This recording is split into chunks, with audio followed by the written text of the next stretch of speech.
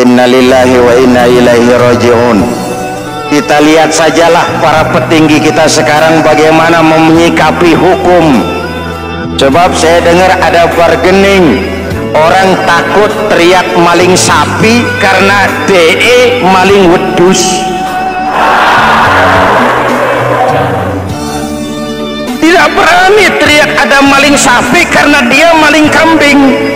Yang lain maling ayam, dikumpulin ternyata maling semua.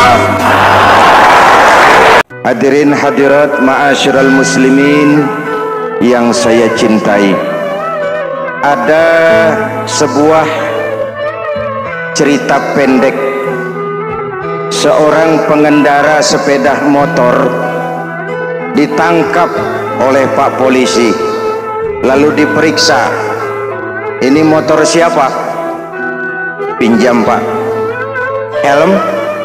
Pinjam. SIM? Pinjam. Kata Pak Polisi, tidak boleh begini. Marah yang naik sepeda motor.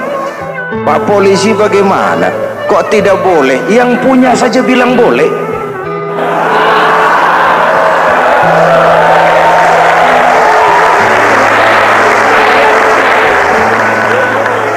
Cerita ini memberikan gambaran bagaimana masyarakat kita sekarang cenderung memboleh-bolehkan diri sendiri, melahirkan permissive society. Masyarakat serba boleh dengan ukuran sakarpe dewe. Itu sebabnya agama diturunkan. Dalam contoh yang indah, Rasul memberikan gambaran bahwa Islam ini bagaikan sebuah bangunan yang komponen pokoknya 5. Bunyal Islamu ala khamsin. Islam dibangun di atas 5 komponen pokok.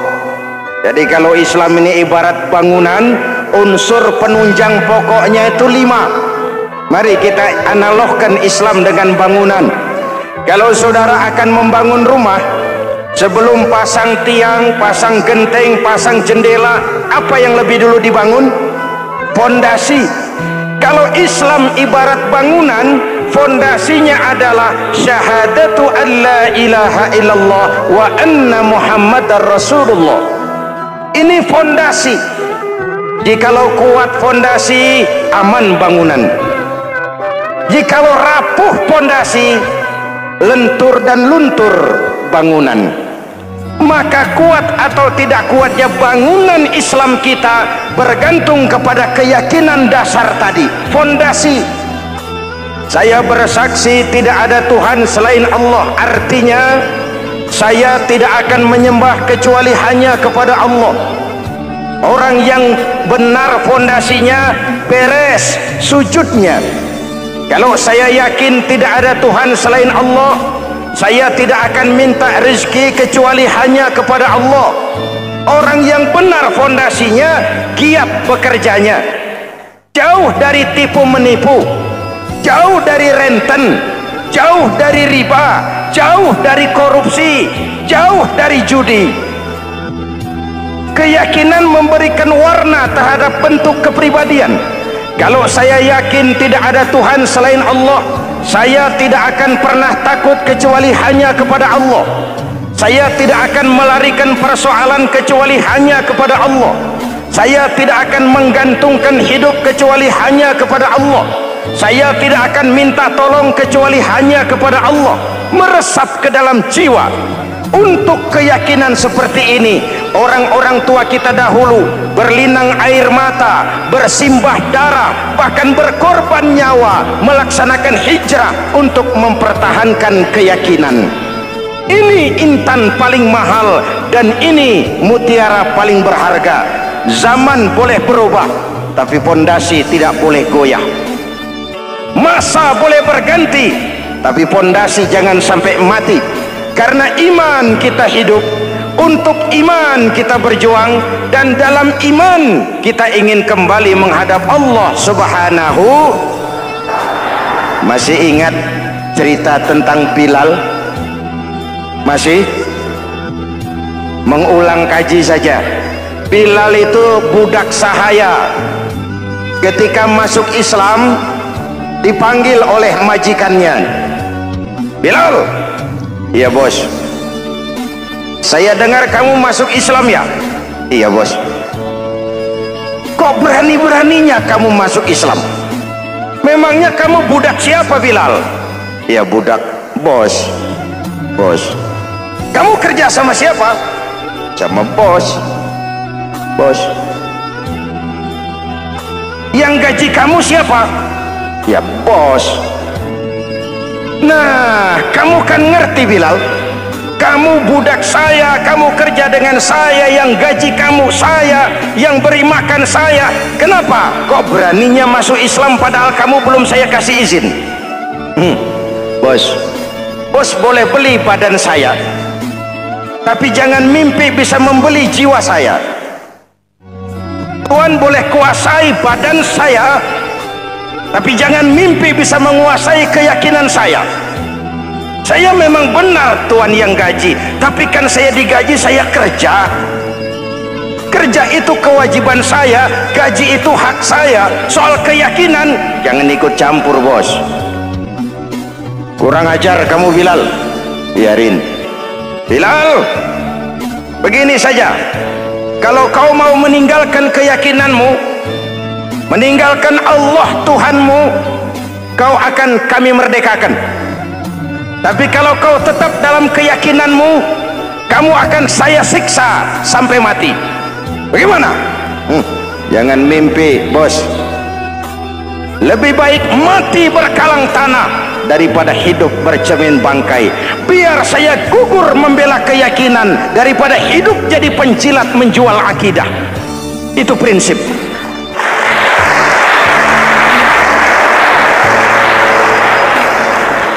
Gendeng kamu. Ayo siksa. Tangannya diikat, dihimpit dengan batu berat, dijemur dengan terik matahari padang pasir, terkelupas kulitnya, mengalir darah dari sekujur badannya, pecah bibirnya. Ayo Bilal, tetap bertuhan Allah dan kau akan mati di sini, atau kembali ke agama lama, kau jadi merdeka.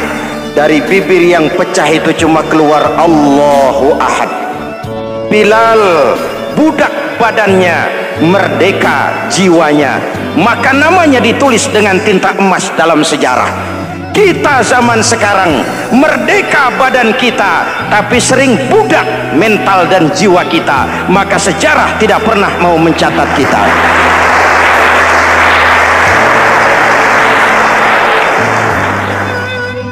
Masyarul muslimin yang saya cintai, fondasi sudah.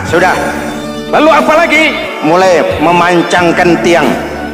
Tiangnya 5. Ada tiang namanya zuhur, asar, maghrib, subuh, isya. Tetapi agar bangunan menjadi kuat, ada tiang-tiang tambahan namanya rawatib dan nawafil. Rawatib itu ba'diyah atau qobliyah, nawafil itu di luar itu. Agar bangunan menjadi kuat, dibentuk pribadi lewat sholat. Apa filsafatnya? Pertama, sholat itu simbol penyerahan total kepada Allah. Kita ini sudah kontrak. Innallaha astara minal mu'minina anfusahum wa amwalahum bi anna lahumul jannah. Allah telah membeli dari orang-orang mukmin diri mereka, harta mereka, bagi mereka adalah surga. Penjual kita orang beriman, pembeli Allah, dagangannya amwal dan anfus, harganya adalah surga. Jelas? Penyerahan total itu dimulai dengan takbiratul ihram. Shalli fardal isya, Allahu akbar. Arahkan mata ke tempat kita sujud. Jangan lupa kalau sudah di atas, lupa dengan yang di bawah. Sudah jadi genteng, petatang peteteng di atas. Lalu bilang, merasa capek sendiri, kata genteng kepada tiang. Tiang, kamu sih enak, kata genteng. Saya setengah mati di atas. Kehujanan, kepanasan, kadang-kadang anak-anak nakal saya disambitin. Kata tiang, saudara genteng, ngomong jangan sembarangan ya. Kamu kira kamu bisa nongkrong dan nangkring di atas itu gara-gara siapa genteng? Kan saya yang sokong dari bawah. Kamu jadi pejabat tinggi, jadi anggota ini, anggota itu. Kami rakyat yang angkat. Jangan sudah di atas kami ditekan. Jangan agama dijadikan topeng untuk kepentingan pribadi. Berpolitik untuk kepentingan agama, ayo. Tapi menjual agama untuk kepentingan politik, itu yang merusak agama.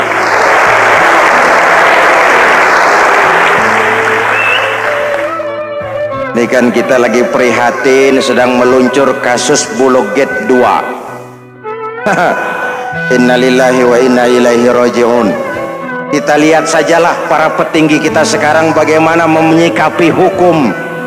Sebab saya dengar ada bargaining, orang takut teriak maling sapi karena DE maling wedus. Tidak berani teriak ada maling sapi karena dia maling kambing. Yang lain maling ayam, dikumpulin ternyata maling semua.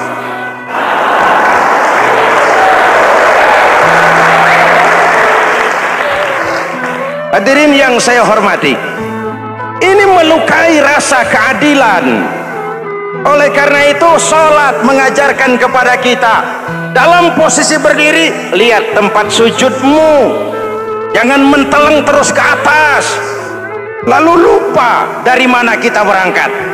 Itulah maknanya tawadhu, rendah hati, tidak melonjak angkuh dan sombong. Ada sebuah hadis Rasulullah bersabda, idza aradallahu biqaumin khairan, apabila Allah menginginkan kebaikan kepada satu bangsa, apabila Allah menginginkan kebaikan kepada satu kelompok rakyat, walla alaihim khulama'uhum, maka yang naik jadi pemimpin adalah orang-orang yang santun, orang-orang yang lemah lembut, bukan orang yang menggunakan kekerasan dan tiran, sedikit-sedikit main pecat. Itu terlambat lahir. Mestinya lahir di zaman Hitler, mestinya lahir di zaman Benito Mussolini, atau kalau mau lebih klasik lagi di zaman Fir'aun. Kalau Allah menginginkan kebaikan kepada satu masyarakat, satu bangsa, satu negara, naiklah orang-orang yang santun, yang ngayomi, yang menjadi solusi dan jalan keluar untuk kepentingan rakyatnya, mampu memberikan keteladanan. Saya tertarik dengan pidato Presiden Cina pada saat dilantik. Cina, Presiden Cina pasti tidak tahu Pancasila, pasti tidak kenal Islam, tapi pidato pelantikannya, berikan saya 100 peti mati, yang 99 akan saya pakai buat koruptor, yang satu akan saya pakai sendiri kalau kamu lihat saya tidak benar. Luar biasa. Yang diperlukan sekarang ini keteladanan, khulama'uhum, sikap ngayomi, mencari jalan keluar, bukan memamerkan kekuasaan, memamerkan kekuatan, arogansi, menghormati perbedaan. Itu ciri demokrasi. Lalu wa qada bainahum ulama'uhum, yang memutuskan hukum adalah pakarnya, ulamanya, mengambil keputusan secara profesional sehingga rakyat beroleh apa yang namanya kepastian hukum, merasa hidup terlindungi, aman dan nyaman. Lalu yang ketiga, wa ja'alal mala fi askhiyaihim, peredaran harta, pergerakan ekonomi berada di tangan orang-orang yang pemurah, yang tidak mau kaya sendiri, tidak mau senyum di atas penderitaan orang lain, menari di atas bangkai saudaranya. Hadirin yang saya hormati, ini cirinya. Tapi sebaliknya kata Nabi, wa idza aradallahu biqaumin syarran, apabila Allah menghendaki kejelekan, keburukan bagi satu bangsa, walla alaihim sufahauhum, yang naik jadi pemimpin orang-orang durjana, orang-orang kurang ajar, tapi dipoles dengan topeng yang bagus. Hei, hei, ini musim topeng. Musim apa? Topeng. Topeng itu apa perlunya? Menyembunyikan wajah asli. Sekarang ini Dracula berwajah Arjuna. Ini musim topeng. Kita rakyat harus hati-hati dan punya filter, mampu memilah dan memilih. Walla alaihim sufahauhum wa qada bainahum juhaluhum, yang memutuskan hukum, yang mengambil keputusan orang-orang bodoh. Wa ja'alal mala fi bukhalaihim, peredaran harta, peredaran ekonomi jatuh di tangan orang-orang yang bakhil, yang tidak punya konsep menciptakan kemakmuran yang merata bagi seluruh rakyat Indonesia.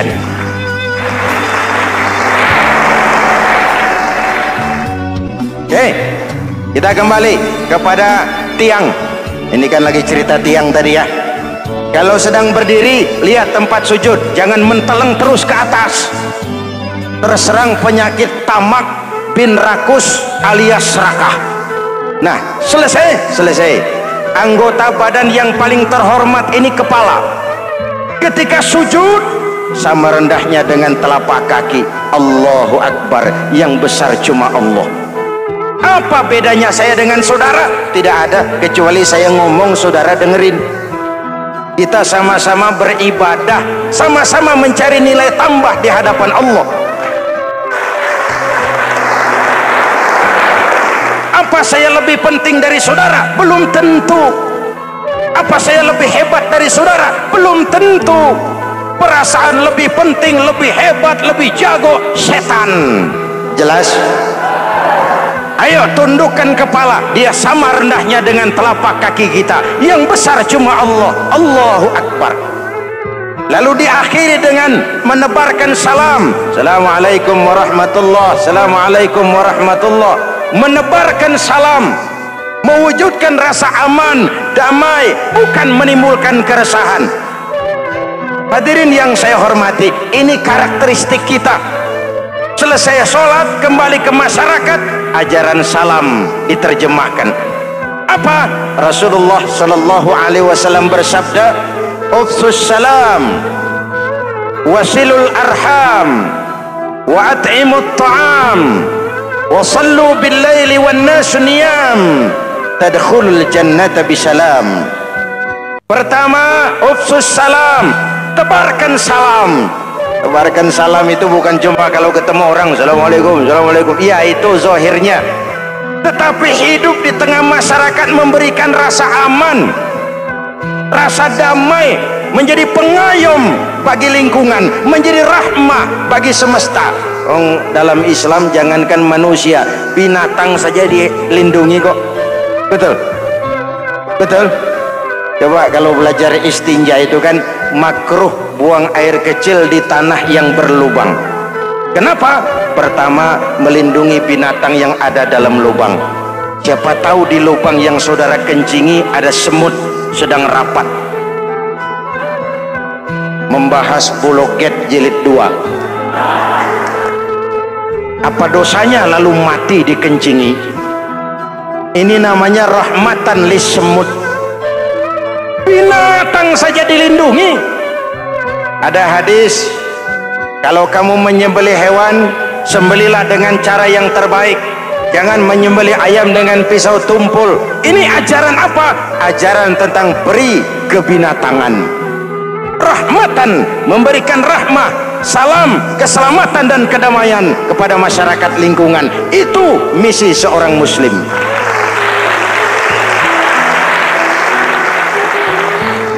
Hadirin hadirat ma'asyiral muslimin yang saya cintai, saya kembali kepada pesan Nabi tadi itu. Pertama, ufsus salam, sebarkan salam. Sekarang ini kan yang banyak sebarkan isu, sebarkan fitnah, hancurkan nama baik orang, hantam orang di mana-mana. Padahal yang diajarkan ufsus salam, sebarkan perdamaian, bukan permusuhan. Cari kebenaran, bukan kemenangan. Lalu yang kedua, wasilul arham, sambungkan silaturahmi, tegakkan semangat kekeluargaan dan persaudaraan. Karena kita sudah diikat dengan tali akidah. Mari kita saling bertanya setelah lewat hari-hari yang dimana kita seperti saling berhadapan, seperti tercabut dari akar budaya kita sebagai bangsa. Semangat gotong royong, semangat kekeluargaan makin lentur dan luntur, dan perlu kita angkat kembali ke permukaan. Silul arham, sambungkan semangat silaturahmi. Wa at'imut ta'am, berikan makan orang-orang yang kelaparan. Mempunyai kepekaan dan kepedulian. Jangan menari di atas penderitaan orang, jangan tersenyum di atas isak tangis tetangga. At'imut ta'am, mempunyai kepedulian yang tinggi. Wasallu bil laili wan nasu niyam, bangunlah di keheningan malam ketika orang sedang tidur.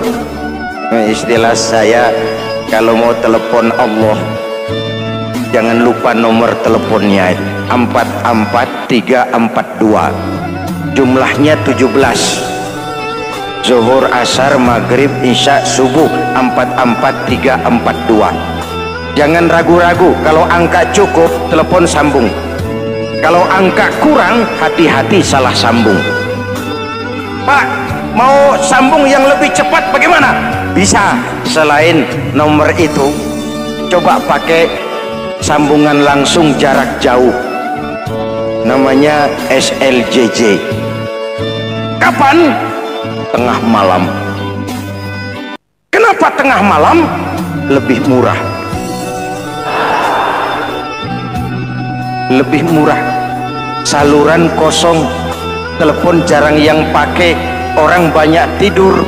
Wa minal laili fatahajjat bihi nafilatan lak asa ayyab'atsaka rabbuka maqaman mahmuda. Nun di keheningan malam, bangun. Seperti bapak-bapak, ibu-ibu sering bangun tengah malam ya Bu? Ya. Ngapain? Kalau bangun tengah malamnya sih saya percaya, cuma urusannya apa?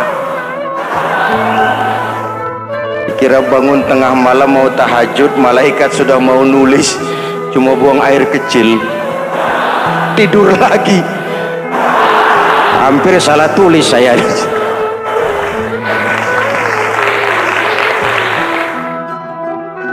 Baik, fondasi sudah Pak, tiang siap. Lalu apa lagi? Rumah itu supaya ada batas, perlu pagar, dinding, tembok. Yang jadi batas, dinding, tembok, puasa. Asyamu junnatun, puasa adalah dinding, benteng yang menyelamatkan manusia jangan sampai menyentuh wilayah lain. Ada batas-batas dan norma yang diindahkan. Selesai, tembok, dinding, selesai, pagar, selesai. Lah rumah itu supaya bersih kan harus ada kamar mandi, jendela, pintu yang fungsinya membersihkan. Zakat, kalau dia zakatul mal, dia bersihkan harta kita. Kalau dia zakatul fitrah, dia bersihkan jiwa kita. Kalau dia zakatul tijarah, dia bersihkan bisnis kita. Kalau dia zakatul ma'adin, dia bersihkan barang tambang kita. Karena itu dalam kitab-kitab fikih dikatakan zakat itu adalah harta yang tu'khazu min aghniyaihim wa turaddu ila fuqaraihim, diambil dari yang kaya diserahkan kepada yang miskin.